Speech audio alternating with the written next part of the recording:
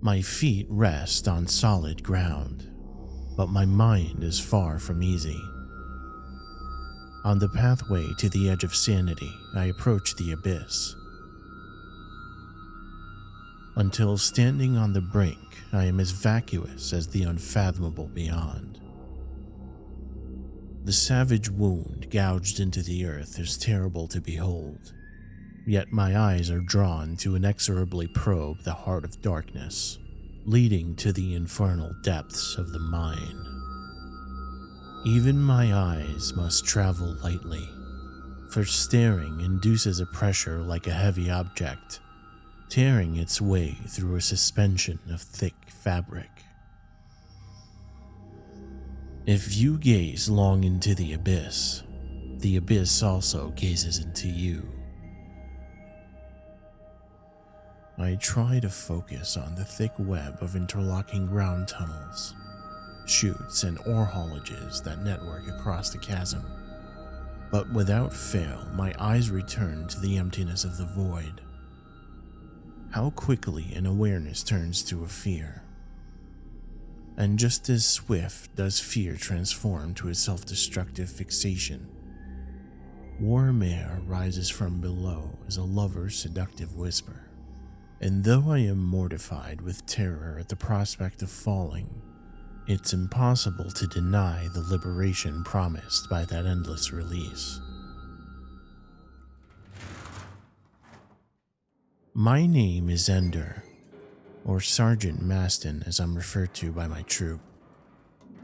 I have been contacted to perform a security sweep of the Mponeng Mine in South Africa, the deepest mine in the world. The squad was boisterous on the way here, but no one has spoken a word since we've entered the parlance, the mine's cage elevator. We are lowered incrementally for the first few feet, before the parlance is dropped to plummet downward at a sickening rate. It takes just 6 minutes to travel the first 1.5 miles into the ground, and one of my men is already puked by the time the metal chain screeches and catches at the bottom. Out of respect for his dignity, I pretend not to notice the sound of his retching. From there, we have to walk to a second shaft, which takes us an additional mile downward to where stone walls can reach up to 140 degrees Fahrenheit and will immediately fry the oils in your skin if you're careless enough to make contact. The tunnels of Mponeng's gold mine spread nearly 300 miles, many of which have been infested by rogue miners and thieves who live down here for months at a time. A combination of poor nutrition, absence of sunlight, and refining gold with mercury and other toxins turn these miners into pallid ghouls. The ghost miners we're hunting are difficult to locate, and often retaliate against their discovery with gunfire or explosives to demolish the tunnels. I never would have dared this expedition if we didn't already have someone on the inside. Ramose, one of the ghost miners who now accompanies us, has betrayed his operation for a prize of $10,000, promised upon our safe return. He sold us maps detailing the location of the Asgangi, an elusive subterranean refinery of pirated gold maintained by one of the criminal syndicates. He walked at the forefront now, navigating the endless black corridors without hesitation. His ivory skin glowed with an almost internal radiance under our flashlights, a translucent sheen giving clear view to the blue veins in his neck and arms. I didn't take my eyes off of him for a second.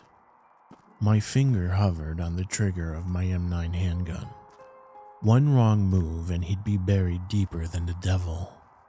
I didn't discount the possibility that his allegiance was a ruse, and that rounding a blind corner we'd lose track of him, only to be buried by an immeasurable payload of rock.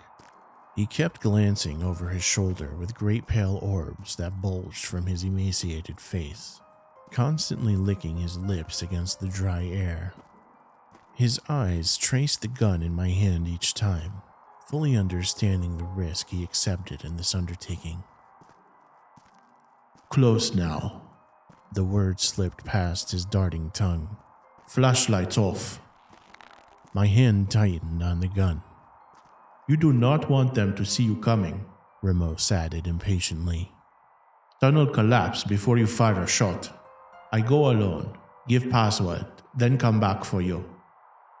I looked back at my troop behind me. 6 men, each putting their lives in my hands.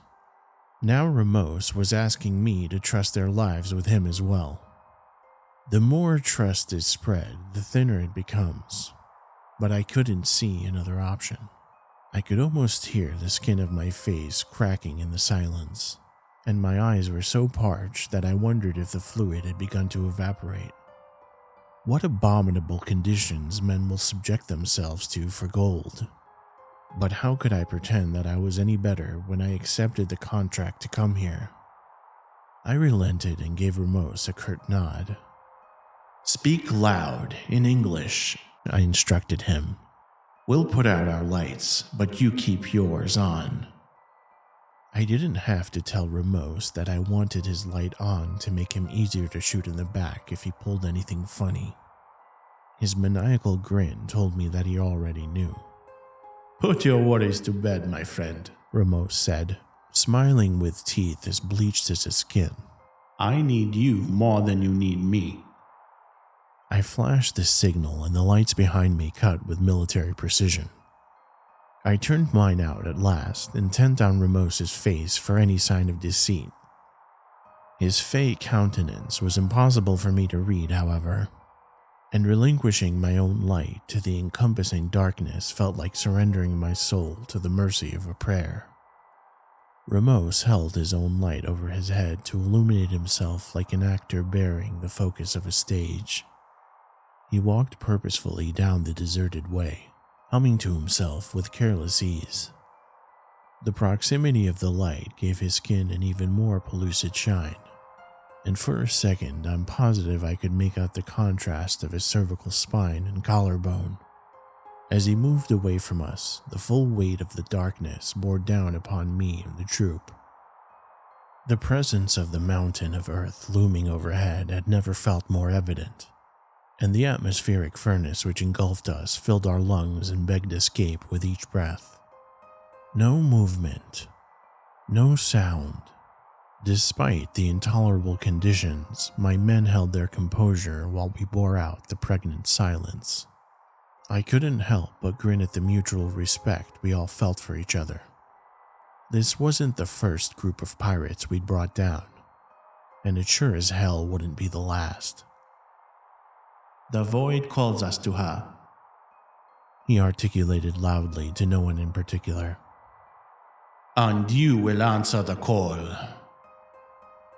100 years may rob me from those I love, my sight and the very memory of my name, but no eternity will diminish the scar on my psyche that voice branded upon me. I can only imagine the universe being born in response to such a voice, and even more likely it will end with the last reverberation of its utterance. The sudden silence after it faded was broken only by a uniform thud, as the 6 men behind me fell to their knees as one. A similar compulsion gripped me as my survival instincts, lying dormant since the mankind's first sentient thought, devoured my consciousness. But I stubbornly refused them to maintain my line of sight on Ramose. The ghost miner turned back and flashed his light in my direction, illuminating the gun still leveled at his face.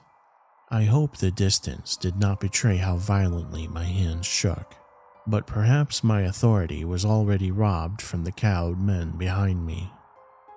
What was that? I asked. What is down here? Come and see for yourself, Ramose replied.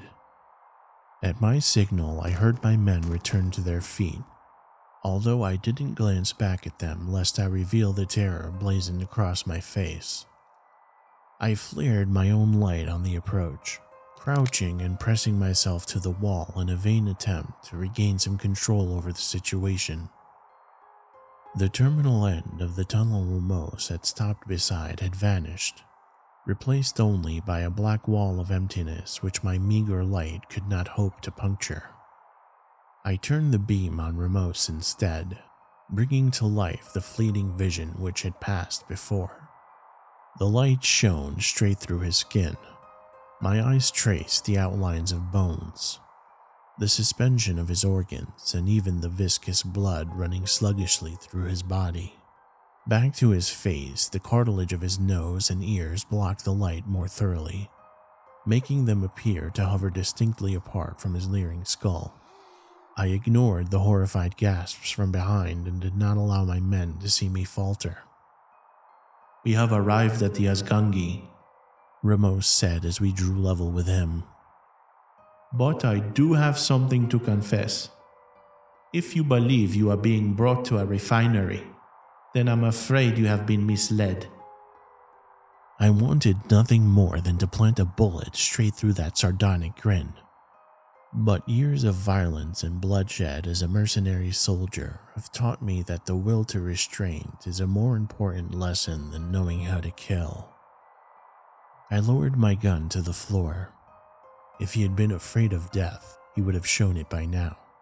Instead, I moved beside him to shine the light into the opening, revealing a descending stairway cut deeply into the solid bedrock. I don't know what bothered me more, that here at the bottom of the deepest mine on Earth there was a secret passage that continued downward, past all sight and reason, or that each step was worn smooth in two places as though eons of footsteps have passed up and down this way before. "Azgangi is the temple which lies below us still," Ramose continued, each word shedding some of the accent and hesitation he previously decorated the English language with. "The pretense was an unfortunate necessity for bringing you here, but the essence of your mission remains unchanged. I desire your assistance in eliminating a subterranean evil, just as you had already set out to do. I offer compensation for your service, just as you were prepared to receive. Both will be greater than you anticipated. Will you continue this way with me?" There it was again, the whisper of the unknowable darkness, the temptation of the void which fixates my senses, until sight and sound and touch all combine into a single, insistent pressure to leap. The demands of my curiosity gripped my heart with iron claws, which dragged me toward the topmost stair. From the idle, dreaming days in my youth to each operation in my professional career, I hungered for the insatiable thrill of adventure. And now, faced with the greatest mystery of my life, my whole spirit was kindling to his fire. That is why it was so difficult to turn around, to bark the commands to follow my lead on the long trek back toward the mundane world above. For all the wonder promised by this discovery, so too I was filled with looming dread. For all the selfish longing of my desires, I could not purchase them with the lives of the men who trusted me.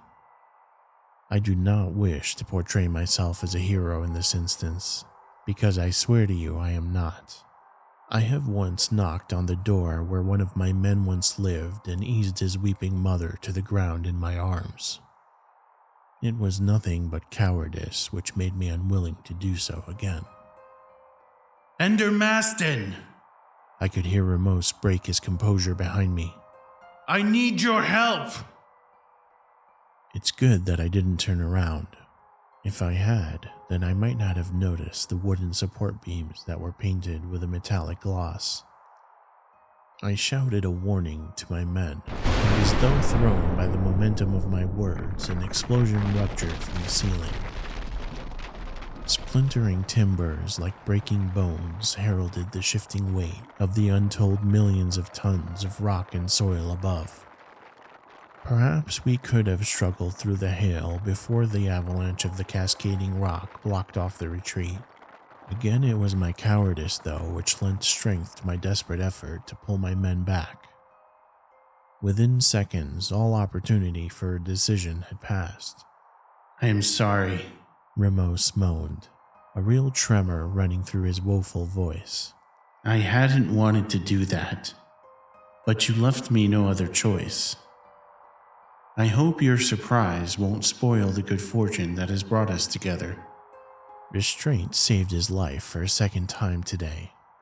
Somehow, I didn't expect it to be strong enough to endure a third test. Despite his apology, his skull was still grinning beneath his thin mask of skin.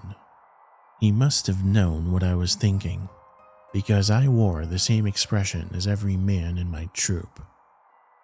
There was no way onward but down.